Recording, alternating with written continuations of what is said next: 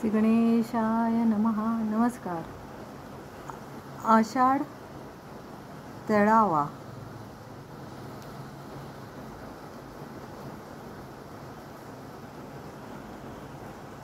श्रावण भाजावा, भाद्रपद उघडावा. पण हे असंच का? पाऊस म्हणजे भारतीय परंपरेचा खाद्ययोग. पावसाळा हा केवळ ऋतू नसून निसर्गाच्या रसपूर्ण लीला अनुभवण्याचा एक सुकाळ होय. तळणं, भाजणं आणि उकडणं या एकाच पावसाच्या 3 रूपांतरामागे लपलेलं आहे आयुर्वेदिक तत्त्वज्ञान, शरीराची गरज आणि चविष्ट आनंद मंत्र. पण असं खाणं कितपत सुरक्षित आहे? असं खाणं म्हणजे नेमकं काय खाणं? आषाढ म्हणजे पावसाचा श्री गणेशा. आतून कोरडेपणा व बाहेरून गारवा अशा विचित्र परिस्थितीत सापडल्याने शरीर सर्वत्र आखडते. परिणामी सांधे, गुडघेदुखी, सर्दी, पडसे, थंडी, ताप, इन्फेक्शन अशा वाताच्या समस्या वाढतात. जमिनीखालची उष्णता व पहिला मुसळधार पाऊस यामुळे एकाच वेळी पित्त वाढते अन वात सर्वत्र अडकून बसतो. या दोन्हींना तंतोतंत बॅलन्स करायचं असेल तर आषाढात तळलेलं खाणं हा अफलातून उपाय आहे. विशेषतः कोलेस्ट्रॉल जराही वाढू न देता तळलेले व गरम पदार्थ शरीराला आतून गरम व बाहेरून नरम ठेवण्याचे काम अचूकपणे करतात. तळलेलं अन्न हेच त्यावेळी औषध बनते आणि हे केवळ आषाढ महिन्यातच घडते. म्हणूनच मे महिन्यात आपल्याकडे घरात पापड, कुरडया, चकल्या, शेव, तिखट मिठाच्या पुऱ्या, उडदाचे पापड, पोह्याचे पापड, तांदळाच्या शेवया, कुरडया आधीच बनवून ठेवायची पद्धत आहे, जेणेकरून पहिल्या पावसात हे पदार्थ तळून खाता येतील आणि पावसाचे आजार टाळता येतील.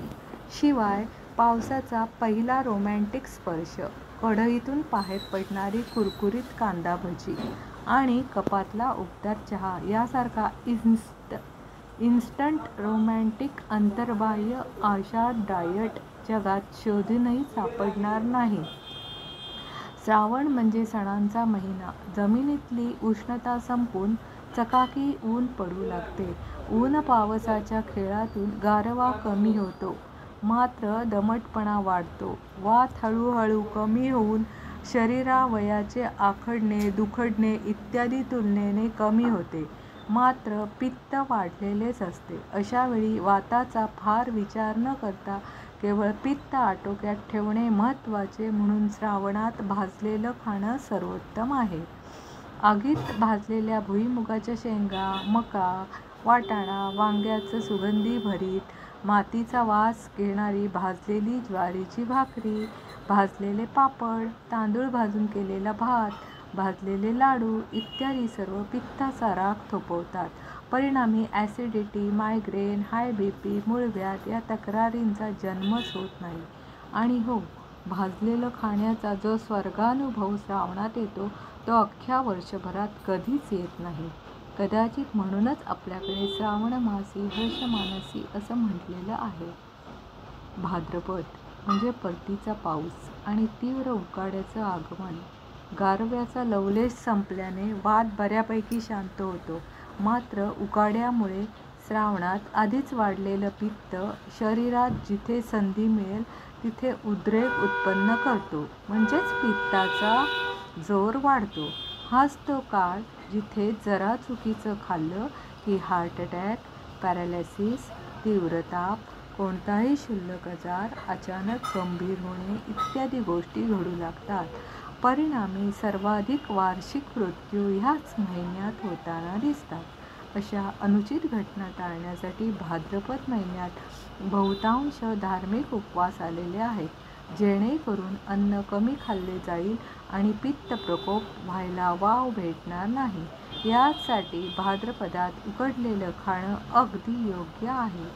जसे की उकडलेल्या शेंगा, कंदमुळं, शेंगदाणे, उकडीचे मोदक, उकडून शिजवलेल्या पालेभाज्या, उकडलेला भात इत्यादी प्रयत्नपूर्वक खाल्ल्याने ऑक्टोबर हीटचे रूपांतर आपण ऑक्टोबर हीटमध्ये नक्कीच करू शकतो. कदाचित म्हणूनच गणपती, गौरी, दुर्गा देवी ह्या देवता आपल्याला भेटण्यासाठी मुद्दाम भाद्रपदाचाच आसमंत निवडतात. कारण उकडलेलं अन्न म्हणजे शरीराला दिलेली शुद्धता व शांतीचा स्पर्शच. म्हणूनच आपण आषाढ तळावा, श्रावण भाजावा व भाद्रपद उकडावा हे म्हणतो. आणि त्याप्रमाणे आपण वागले असता प्रकृती आपल्या निसर्ग नियमांनुसार आपलं संरक्षण करते आणि आपलं आयुष्य सुखी, शांत आणि समाधानी मार्गाने जगता येते. शुभम भवतु.